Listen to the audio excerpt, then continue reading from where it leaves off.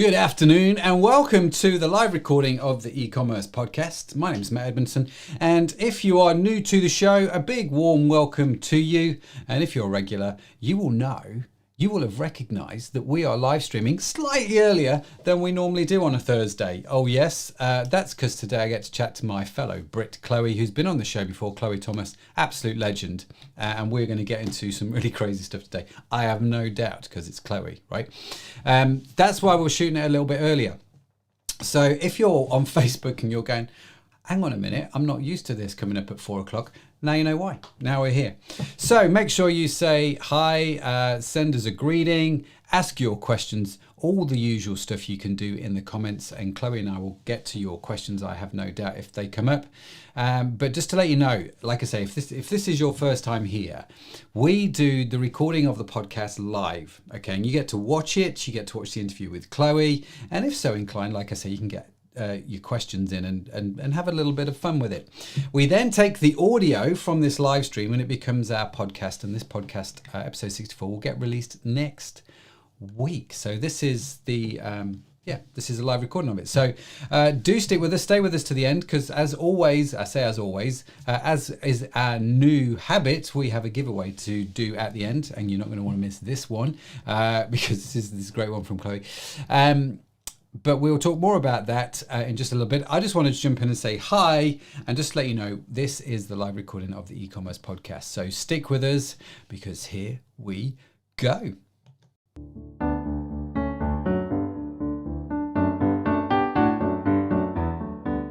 Welcome to the e-commerce podcast with Matt Edmondson, a show that brings you regular interviews, tips, and tools for building your business online.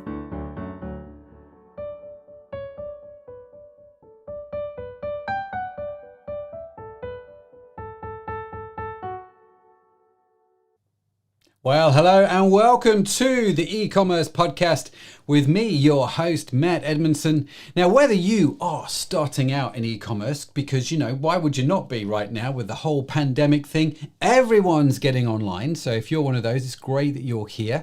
Or maybe like me, you've just been around for a while, and that's also okay too. My goal basically is to help you grow your e-commerce and digital businesses. Now, every week, I get to talk to amazing people from the world of e-commerce. I get to ask them all kinds of fantastic questions about what they know and how it's going to help us develop our own online business, right? How to grow our own e-commerce businesses. I often say that I try and have the conversations that you would have with our guests if you got to sit down and just have a cup of coffee with them and say, right, answer this question for me, and just absorb their pearls of wisdom. So we're going to dig into their story. We're going to learn some kind of principles that are going to help us start and adapt and grow online. So if you enjoy the podcast, then I would appreciate it if you give us a review on iTunes or wherever you get it from, or if you're watching on YouTube or Facebook, give us a like, share it out. It just enables us to do what we do and keep on delivering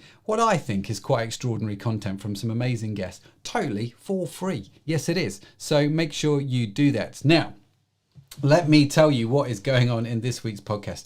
We have Chloe Thomas back on the show. Yes, if you are regular to the show, you will know that Chloe has definitely been on this show before. She's one of our favorite guests. Let's not pull any punches. We love Chloe. Yes, we do. And so Chloe is joining us today, and we are going to be talking about the personal touch, the real personal touch, doing those things in your e-commerce business that totally transforms it and makes it like super, super personal and helps you to sort of distinguish yourself from, people like Amazon, who are just, well, they're big and they're boring, aren't they? So we can do something about that, and we're going to talk to Chloe about it. And we've called this podcast, The Real Personal Touch, a sneak peek from the Ecommerce Masterplan Summit, because Chloe, as we're going to get into, is actually hosting in the next few days something called the Ecommerce Masterplan Summit. It's an online virtual summit which you can go to for free. We're going to talk about that. We're going to get into all of that. I'm really looking forward to it because you're going to find out. Let me just bring Chloe onto the show. Chloe, hi, how are we doing? Hello, I'm good. It's great to be here. And what you didn't tell people is that you're in the summit as well. Yeah, I want them to come. Yeah, don't put people off, Chloe. Don't put people off. No, you're right. We recorded a session yesterday, didn't we? We had a bit of fun with that. I seriously overran, and Chloe reined me back in, which was great. So, but hopefully, when the summit happens, none of you will realise that because we'll have magically edited it away. You're going to watch this thing and go, "What was Matt talking about? I've no idea. That was fine. That was perfect." So we've got Anne in the comments saying hi. Hi, Anne. How you doing? Great that you're here. Thanks for watching. Thanks for joining in. But yeah, so we've got this. Let's start off with that, Chloe, because what I didn't say in the intro is you host like 2 podcasts at the last count. You've written more books about e-commerce than I've had hot dinners, right? You've got involved in a whole bunch of stuff to do with e-commerce, and now you're hosting something called the Ecommerce Masterplan Virtual Summit. So tell us a little bit about that. Yeah, so everything we do at Ecommerce Masterplan is about helping e-commerce businesses plot their path to success, work out how to make better decisions. Because I've always found that businesses, when retailers come to me and ask me questions, you probably get this as well, Matt, it's usually one of 2 things. It's, Chloe, what am I doing that I shouldn't be doing? And Chloe, what am I not doing that I should be doing? You know, it's like, it's kind of the reassurance and the what don't I know that I should know factor. So that's what we bring to everything we produce. And my podcasts are audio only, which means there's a certain amount of information it's quite hard to explain. I mean, we've tried faceted navigation tips a couple of times on Keep Optimizing, but it's a rocky road. Yeah. It's challenging. Yeah, I can imagine. You know, and I know a lot of people prefer the video format to the audio format. So, well, we did some summits in the past. Didn't do any last year. Weirdly, everyone else got into virtual summits last year, and we just went, no. 2020, no, not happening. No. We're back this year with one, and what I've tried to create is an antidote. Because if our mission is to help you make better decisions, that partly means saving you from having to work your way through 100 sessions. I got an email from an event this week saying, first 100 speakers confirmed. I'm like, whoa, how am I supposed to work out what I'm going to do with 100 speakers? You know, there are really 100 things I need to know about right now. So with my summit, we've drilled it down to just 12 sessions. We've got 6 sessions about customer acquisition. We've got 6 sessions about customer retention.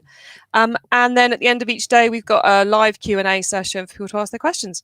It's as simple as that. And each session is a maximum of 30 minutes long. So it's really to the point. I'm challenging all the speakers. And they're being very gracious. Yeah, they're being very gracious about it. I'm always quite nervous when I do this. To really give great value, and that's what we're up to. So it happens on the 8th and 9th of June. It's totally free, and yeah, it's gonna be brilliant. And we launched it as we're speaking right now. We launched it yesterday, and I've been flabbergasted by the number of people who've already signed up. You know, we are way ahead of my targets for this point in time. Yeah, you were saying that before we went on air. You were dancing a little jig. It's working. Yeah, I'm like, working. Oh my god. It's all going to plan. Now, I'll tell you what I'm going to do now is for those of you watching the live stream, for those of you watching the live recording, or those of you watching on YouTube video, you will see a little link on the bottom of your screen magically appear. And if you're listening to the audio podcast, it's simply this: ecommercepodcast.net/summit. If you want to know more about Chloe's summit, the Masterplan Summit, I can't even say it. The Ecommerce Masterplan Summit. Let's get the title right. Ecommerce Masterplan Summit, EMPS. Let's go with that. You can go to ecommercepodcast.net/summit. That will take you to the landing page, which tells you all about the summit, and you can sign up there for free. You've got some really great speakers, some of whom I know. I'm looking forward to their topics. I'm looking forward to the summit. It's really exciting stuff that you've got going on there. You must be really stoked, hey? You've got some really good speakers.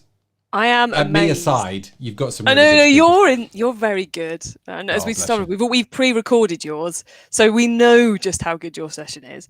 So stop being bashful, or humble, or whatever the correct word is to put in there. Yeah. No, stop talking nonsense. Yeah, I've got some brilliant speakers, many of whom have been tried and tested on the podcasts. Because if you know someone's great, why not book them instead of somebody new? Yeah, totally. So I guess highlights would be, we got Val Geisler, who is just email marketing goddess. Mm-hmm. I was too nervous to contact her for years to ask her to come and do something with me. Yeah. And then this year, this is our second chat this year, and she just brings it every time. So I'm looking forward to her session. She works at Klaviyo. I recently joined the Klaviyo team to help all the customers out and take their content to another level as well. So she's just awesome. We've got Luke Carthy, who he's spoken at MozCon and most SEO events going, and he's just genius, quite frankly. Who else? I'll give you a third. Who's my third favorite person coming on? Oh, you. Sorry, you're my first favorite person. Duh. Insult the host, Chloe. Go for it. Just insult the host of the podcast you're on. That's fine. That's why I'm humble, Chloe. Yeah, I'm trying to. Yeah, I'm trying to pick another one. I guess we'll go with Jessica Totelo Costa. I was going to say Jessica's on there. Yeah, she's a legend. She's been on your show, hasn't she? She has. Yeah, she is just as well. And Jessica and I are still trying to work out what she's going to be talking about, because we just have so many things we want her to talk about. So yeah, it's and to be honest, pretty much everyone is of that level. It's apart from you, Matt, obviously, just continuing the theme. Who's above that level. But yeah, if we ran our first event back in 2019, and it wasn't 2017 we did our first virtual summit, and I was scraping my virtual Rolodex to find people to be part of it. And if I said to me back then what the lineup would look like in 2021, I would not have believed me. At all. Because it is really impressive. I'm still slightly in shock that everybody said yes. Yeah, no, it's great. It's wonderful. Well done for doing it. And like I said, I'm really, really stoked by it. Now, you're doing this thing whereby day one is all about acquisition and day two is all about retention. You've kept it super simple, right? So all the speakers on day one are talking about customer acquisition, and all the speakers on day two are talking about customer retention. Why did you, it's going to be a really stupid question, but why did you pick those two strands? There's a couple of reasons. One is the obvious. In e-commerce, you're only successful if you do both customer acquisition and customer retention. So if you want to do well in marketing, you've got to cover both of those.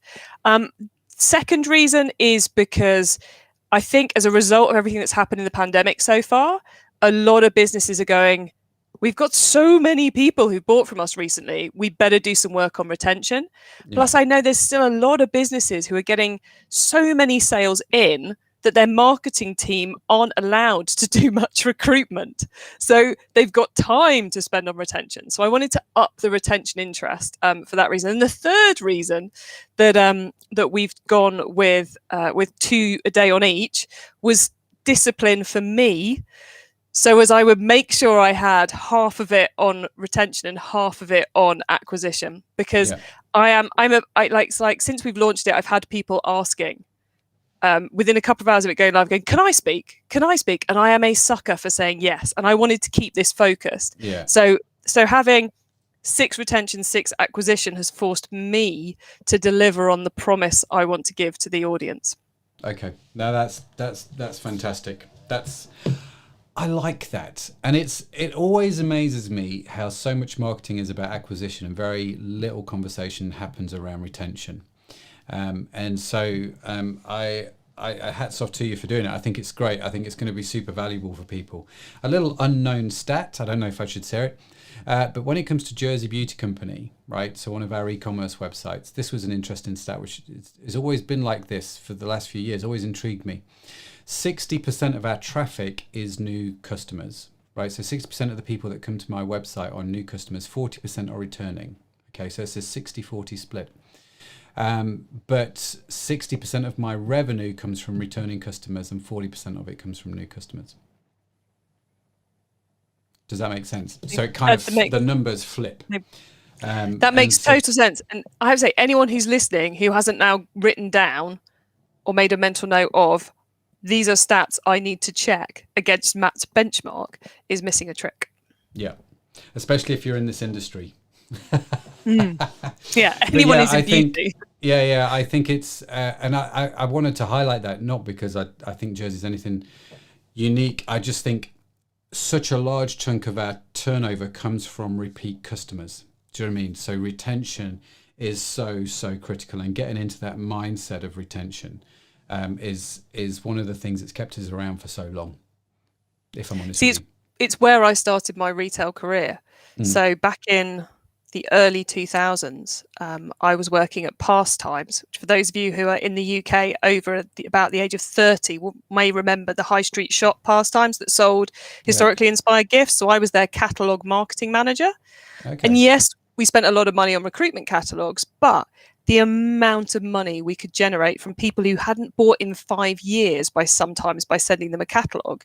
I mean, catalogue budgets were vast. I mean, it was insane. I totaled it up once for the year and kind of wandered around the office in a daze for a while going, why am I allowed to spend this much money each year? It's like, well, because it's all tracked and monitored and every penny of it pays back, multiple times.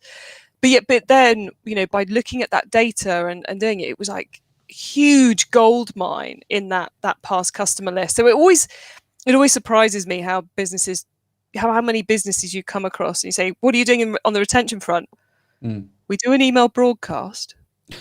And that's only after you go, you must send something to people who bought before. And it's kind of crazy when it's so much easier to get someone to buy for the second time than it is to get someone to buy for the first time. But the noise in the industry is around the new customer acquisition. The sexy stuff is often thought of as the Facebook ad strategy or the video ads or, all these clever, sexy things. I mean, and they're not unsexy, but there's also a lot of sexy core marketing in the world of retention too. There really is, and it's always interesting. Another sort of insight here was when we look at our Google ad budgets for our e-commerce. So we take Jersey again. When we look at the Google ad budgets, I noticed that new customer acquisition was obviously very expensive on Google ads, as most people are finding, but we were spending an interesting amount of cash on our own name, right? So when people went to Google and Googled our own name, Jersey Beauty Company, and the ad comes up, and when you looked at the cost of that, which were minuscule because no one else was really advertising on that name, but when you looked at the cost of that and the return on that investment, so it was always insanely high. And this is important because the people that are typing in my name are people that have been to my website before. Do you see what I mean? So this was I could contrast then in a very crude way what we were spending on Google AdWords for our returning customers and the amount of revenue that was generating versus the amount of money we were spending on new customer acquisition, the amount of revenue that was generating. And so yeah, always intrigued me. Always intrigued me. And this whole idea of returning customers, customer retention, so important. So definitely log in for day one, but you are not going to want to miss day two. That's going to be my prediction for the summits. That's the one I want to get the most out of. And something you should probably also say is because they're only half-hour sessions, it's only a half day each time. So you're not having to go, right, the whole of my Tuesday and Wednesday is taken over by Chloe's Summit. If you're in the UK, you've got your morning to do whatever you like with. Come and join me at 2:00. We'll be wrapped up by 6 if you want to stick around for the Q&A. Yeah. And if you're in the US, in New York, we start at 9 a.m. If you're on the far side of America, apologies, it's going to be a bit early for you. But it's we've not gone, we're going to monopolize your day. We're literally, it's 3 hours of sessions, 1 hour of Q&A each day. So it should be easy to juggle with your day job as well. We're not trying to monopolize the diary. And are you going to do that thing where if you go to the summit, you can watch the recorded sessions again? Or is it just is it one of these summits where you have to be there and that's the only time you can see it?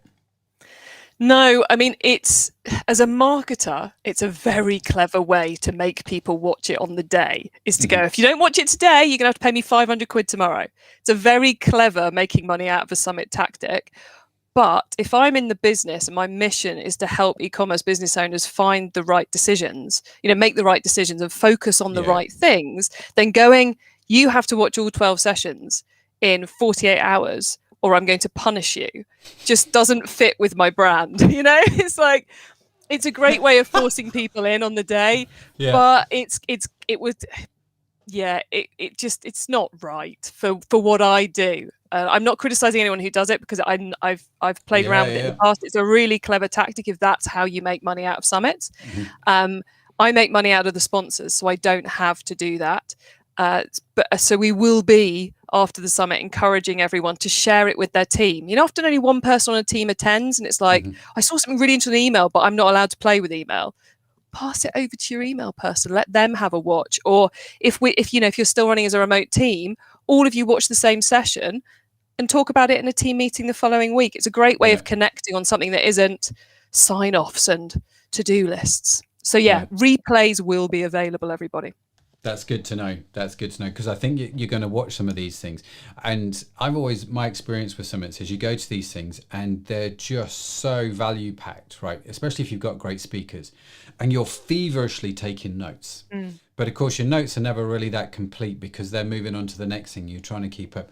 So the fact you can go back and watch it, I think, is so, so helpful. And I like the idea of going through it with your team. Just watch it together and have a conversation about the ones that really stick out to you.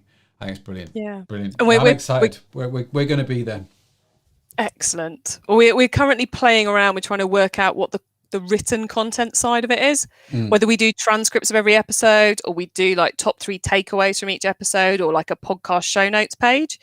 There's going to be something to enable people to more quickly access the content than having to watch the videos when we reach replay status. But I haven't quite worked out what that is yet. So if anyone's got any ideas, you'll find a way to get in contact with me and let me know. Just let Chloe know. I'm sure she'll be more than open to any of those ideas.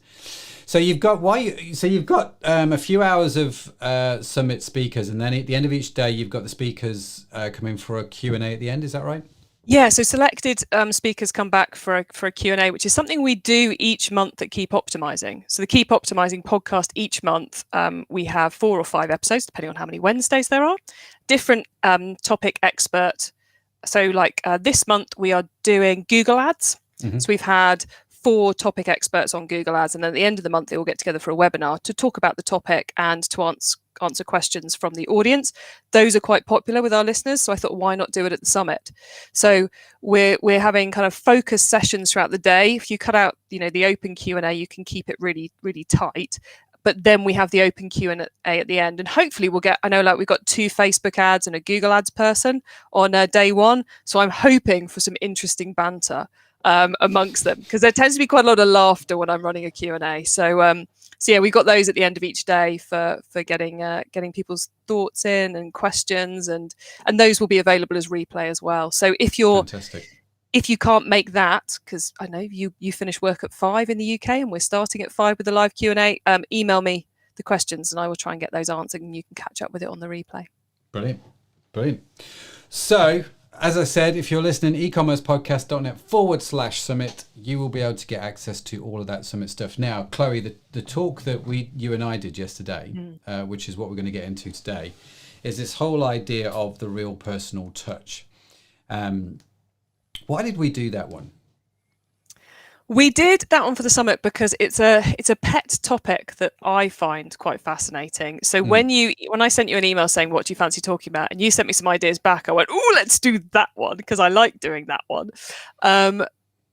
So that's why, basically. You suggested it as an idea and I was like, yay, let's talk about that. Let's do that because it and also because a lot of our content on day 2, customer retention day, is understandably about personalization and automation and post-purchase sequences and reactivation, all that really cool chunky algorithm segmentation stuff, but it misses out on the softer touch, which I think that this real touch piece is particularly exciting, because it's often where you said don't be boring and big like Amazon. And this is one of those areas where the smallest of e-commerce businesses can beat everybody else if they get this bit right. A little bit of attention to detail, a little bit of the personal touch, and all of a sudden you are doing something far ahead of anyone else in your space, because for you it's worth the investment at that point. The challenge is then making it work in a bigger business. It's scaling, isn't it? The whole personal touch thing. But in terms of the personal touch, then what are some of the things that you've seen that have worked like really well in this whole area? So some practical things that we can maybe start thinking about. I mean, my favorite, which doesn't work for every business, but my absolute favorite is the unexpected free gift in the parcel. Yeah.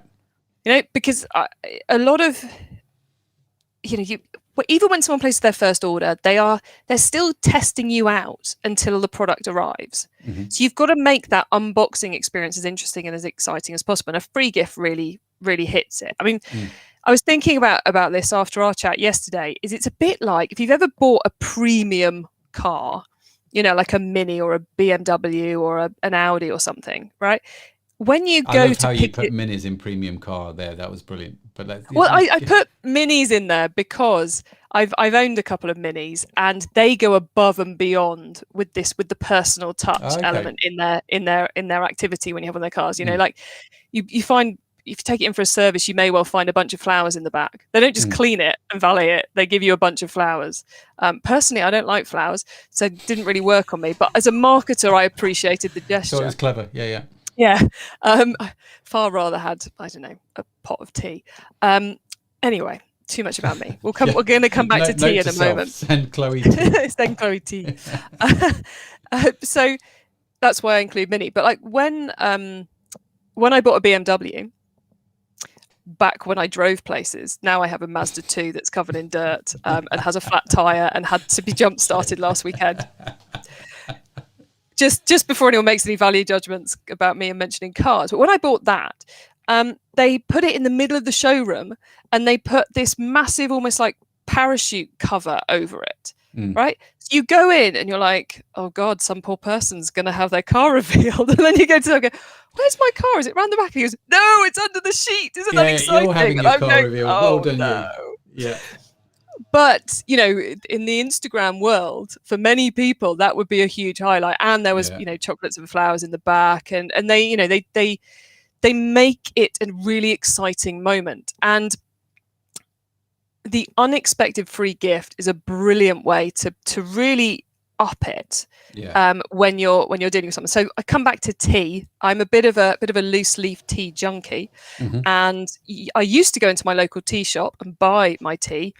Now I, for large parts of the last 12 months, haven't been able to do that. So I've been ordering it online from the same company. And every time they put a little sample tea in. And it's so exciting because it's usually not a tea I would have picked. So sometimes I go, oh dear God, I don't want that. But I still like the gesture. But it's both making me feel special as a customer, but it's also helping me explore the rest of their range. And it costs them very, very little. Yeah. It's not going to up the postage. It's not a lot of cost in product, but it really just makes me feel that bit more special, and make sure that next time I want to top up my tea, I'm not going to be buying it from the supermarket. I'm going to be buying it from there. And actually, this whole thing about free samples is practically how we built Jersey in some respects, because you send them out to customers and you get to try and sample other things. So you're not just buying your usual now, you're buying other things. So it's clever because in the future it adds value. One of the things that I've learned, right, I'll tell you a quick story, is whenever you put a freebie in the box, unless it's immediately obvious, like it's a free sample type thing, it's always worth accompanying that with a note explaining that you have given a free gift. Right. And the reason I say this is because I remember the first time I learned this lesson, we were doing this thing around Easter where it was like, let's just throw chocolate in the box. Right. And we put chocolates in the box. We got an email from a customer like a few days later saying, I've received my parcel. Thank you very much. But I think part of somebody's lunch is in my box. And I was horrified. I was like, what? Someone's put part of their lunch. How has that happened? It's like a sandwich fallen off. And it turns out it was just the chocolate and she just misunderstood. So we knew after that, like when we put stuff in there, just to write a note, just saying, listen, it's Easter.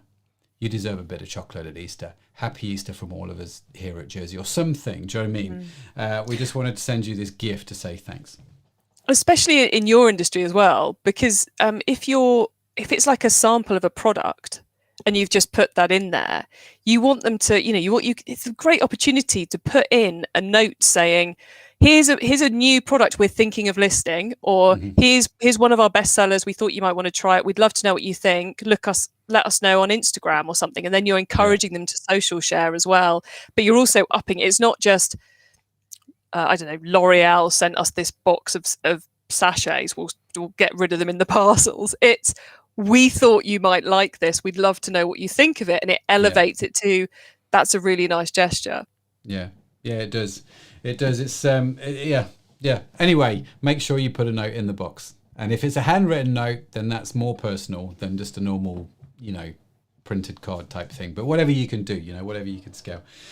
So I like the free samples. I like the free gifts in the box as a nice. Have you ever had a parcel from somebody where they've put a handwritten note in there? I have. I mean, the tea comes with a handwritten note. Often just scrawled on the bottom of the order confirmation sheet. The packing sheet, which I almost prefer that to a pretty postcard with a handwritten. Because it just feels a bit more real somehow because it's less polished. And there's definitely been others, but none of them are like ping to mind. I usually have them around me in the office. If someone says me something pretty good, then actually I can see one now. This isn't entirely the personal touch, but this was one. Brush the dust off it. It's hidden around the back of the desk. But this is one which I'll read it out for those who aren't on the video. But it came from a company we bought some shelving, some cast iron shelve supports from, of all things, who you wouldn't have assumed would be great at marketing.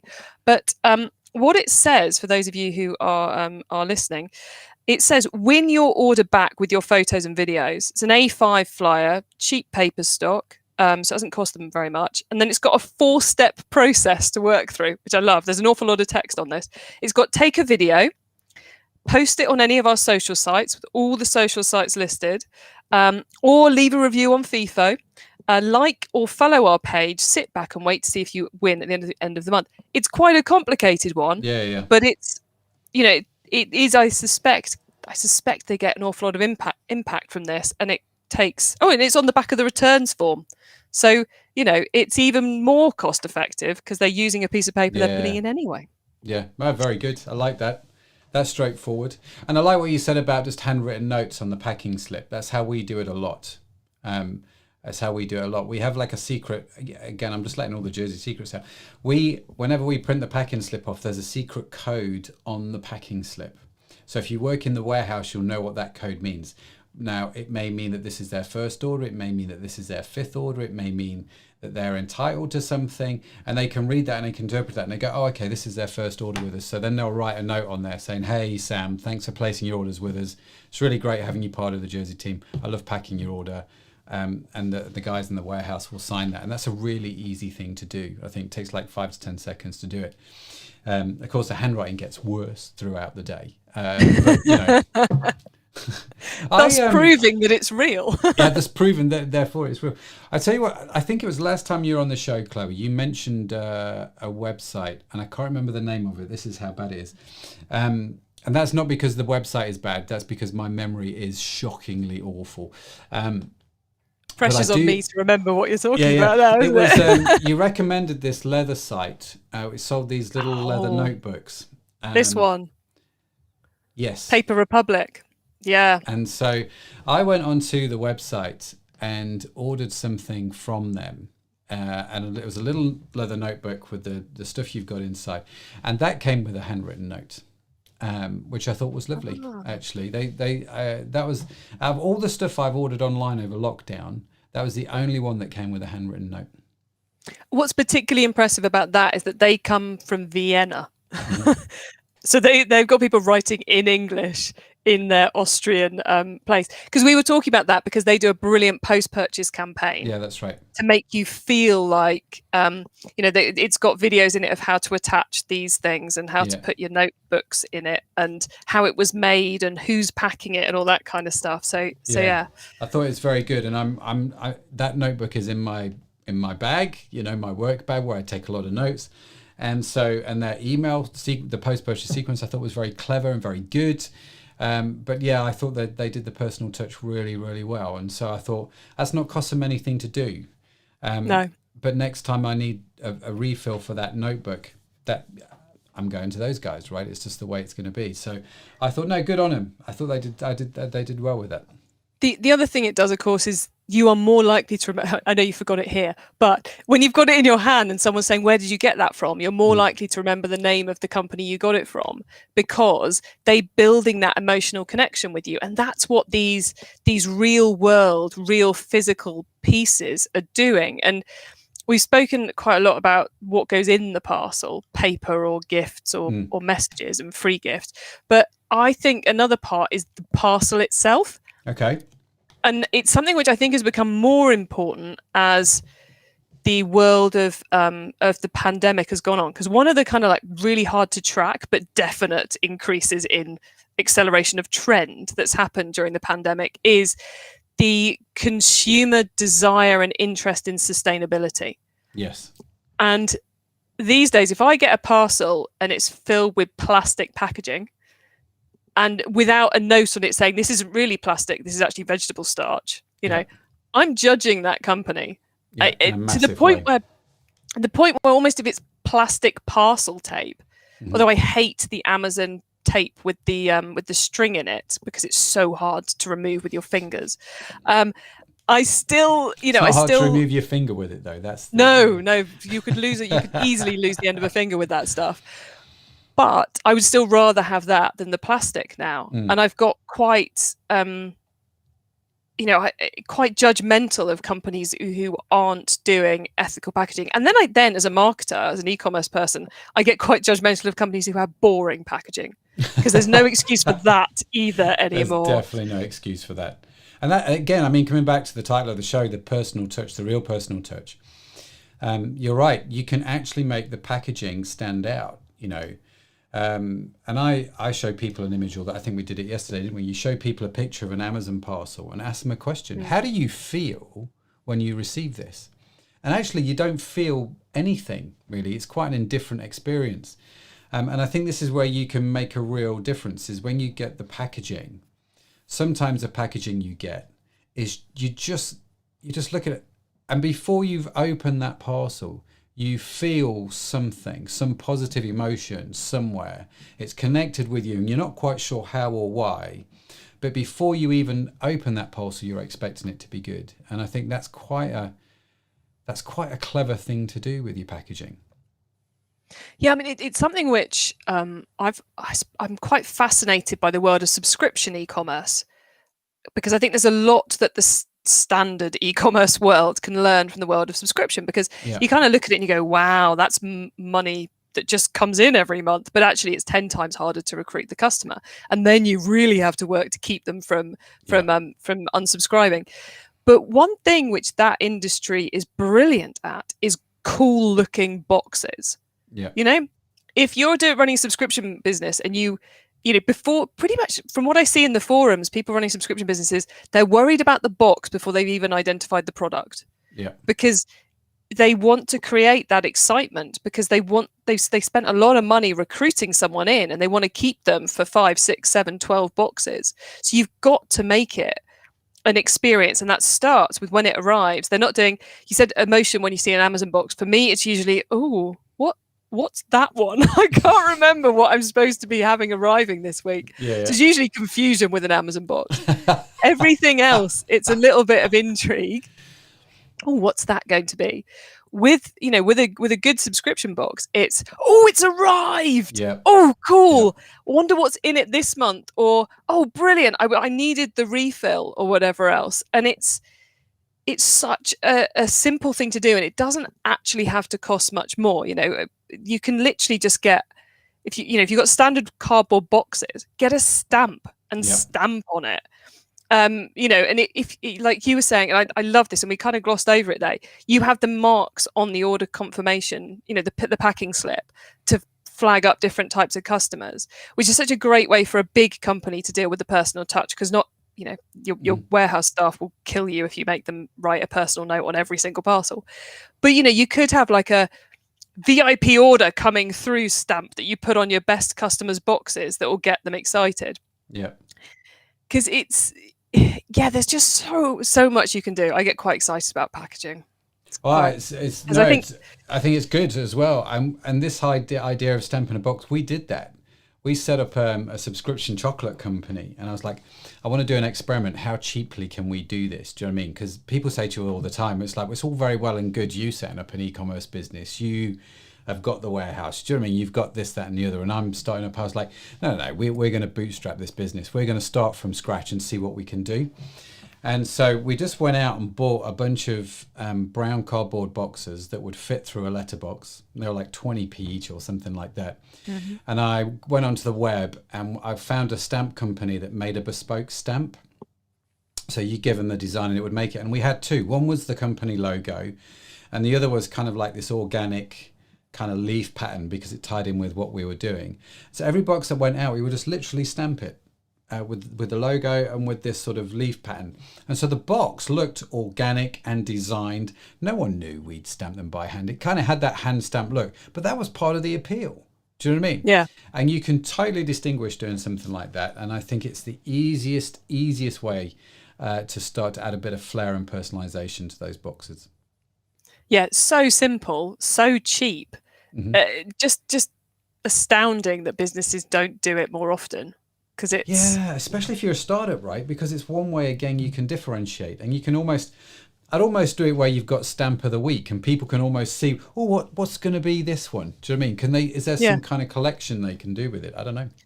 I was just trying to find it, but I don't have them within. If anyone's wondering why Chloe's staring at the floor, it's because I had something I can't see it within hand distance, but like we got these little circle stickers made up of the podcast. There's one on the back of my mobile. There you go.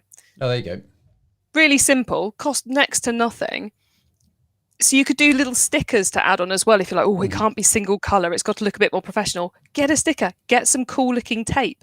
Yeah. There's so many things you can do to make it a little bit more interesting that don't take you much time, that don't take you much money. And it just amps it up. The power of we may, I love the fact that people are buying online. I love it when people buy online. I love all the cool stuff we can do with the online stuff to make people buy more online and to build relationships online. But there is something hugely powerful about stuff that happens in the real world. Tangible things you can hold on to, you can touch, you can feel. It's so much stronger than a personalized email, a personalized note, so much stronger. And, everyone should be considering it. Yeah, no, very good. Very good. So Chloe, we've talked about the outside of the box. We've talked about the inside of the box and what goes inside the box. What else have you seen that you think works well in this space, the personal touch? Trying to keep it real world, it would be the ad hoc communication.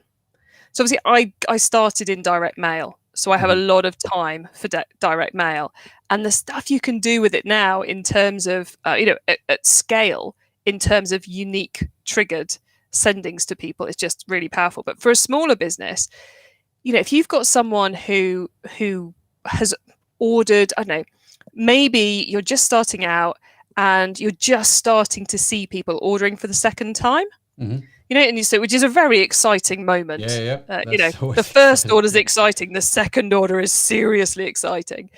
So maybe at the end of each week, you get a load of postcards, maybe for the town you're based in, right? So you're just going and bulk buy a load of postcards of, in my case, Cornwall, in your case, Leeds, and then you just handwrite them at the end of each week to the customers who bought twice and said, look, I just really wanted to say thank you.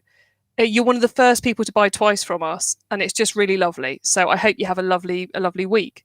And just send it. It's going to cost you what, I'm not going to know the cost of a stamp now. Less than a £5 per person, let's say. A quid. Let's say it's a quid. Yeah, it's not going to take very much. If you've got kids with good handwriting, you can pay them a small fee to write them for you. But it will just make a huge impact to the people who get those postcards. They'll just be, oh, wow. Even if there doesn't have to be an offer on it or anything, it's just a very simple, straightforward, thanks so much for believing in us. Yeah. And people really respond to that. Yeah, no, that's a good top tip. I like that. Again, we've done a lot of postcards in the past. And they don't have to go in the box. To sending them out separately, I think is quite nice. But even between orders, do you know what I mean? It's like... Yes, it's going to cost you the price of a stamp, but man alive, does it work quite well, because you're staying in touch with people in a way that people don't stay in touch with them anymore, because every man and their dog's emailing them. A handwritten postcard, that kind of stands out, right? I mean, that you're going to notice that as a customer. So I do want to correct you on one thing. Oh, please do. I'm in Liverpool, not Leeds.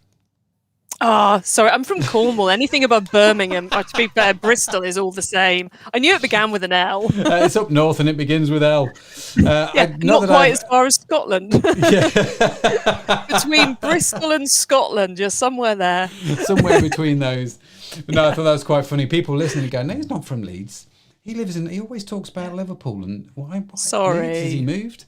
No, not at all. I actually would have no issue living in Leeds. Love Leeds, think it's a great city. I would have no issue living in the north. I'll just add in there. I just have always been in the south. It's not a choice. It's just how it went. Okay, before the people in the north are like, oh, bloody southerners. And the e-commerce podcast descends into a north-south divide, which is great. So I like that idea. I like the idea of you've got the box, you've got inside the box, but then you've got stuff you can do in between the orders, right? So what could you do? And I don't think this has to be rocket science. I mean, some of the things that you've talked about, Chloe, or we've talked about postcards. Gifts with, samples, free gifts, throwing a bit of chocolate at Easter, a sticker, a stamp for your box.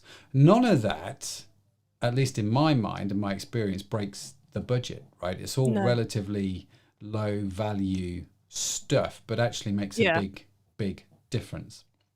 Yeah, and I think that's one of the things I think that makes this so attractive for the smaller businesses. Is the bigger businesses, this stuff just falls through the cracks. They're so focused on the big automatable stuff, even though, as we've discussed, a lot of this can be automatable.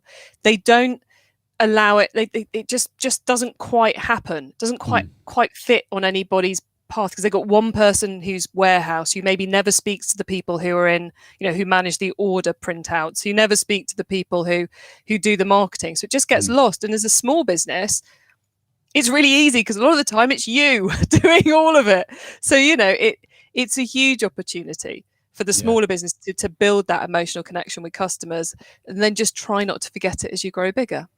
Yeah, find a way to systematize it, find a way to make sure you keep doing it. I think that's so important, because I love this. Is it's one of the ways you beat Amazon. Amazon are never going to send it out in the nice parcels. They're just not.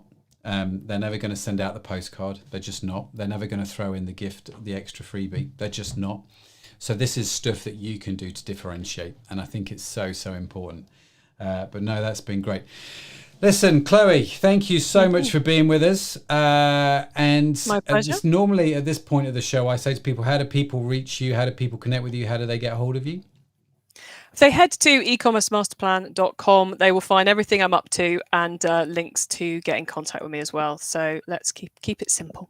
Keep it simple. ecommercemasterplan.com. We will, of course, put that link in the show notes, along with a link to the summit. If you're driving and can't take notes, just head on over to ecommercepodcast.net/64, and you'll be able to get all of the show notes, the transcript, everything from today's show. Now, ordinarily, Chloe, at this point, I would say ta-ra, and then I would talk about the giveaway, but we actually have a visual aid for those of you watching the video for this week's giveaway. So this week, the giveaway, I jokingly said at the start, you've written more books than I've had hot dinners. It's not far off, right? So there's 5. There's 5 books. If I can I've not even written one, and you've written balance 5. them all in my hands. There's another one, and you're just showing off now, aren't you? This one as well. That's great. There's 5 of them.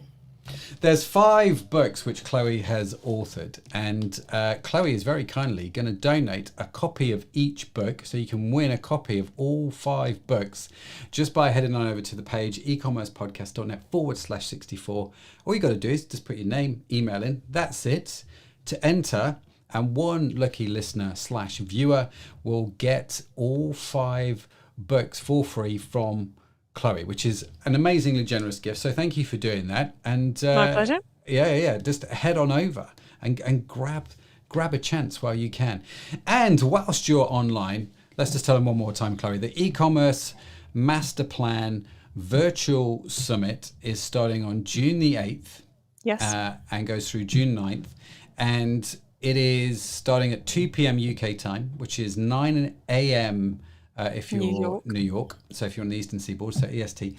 And it's going to run for 4 or 5 hours with a Q&A on those days, right? On the 8th and 9th. Day 8 is all about acquisition. Day 8. Day 1, which is on the 8th, is all about acquisition. Day 2, which is the 9th, is all about retention. And so come along and join in the summit. It is free to join. And again, the URL for that is ecommercepodcast.net/summit.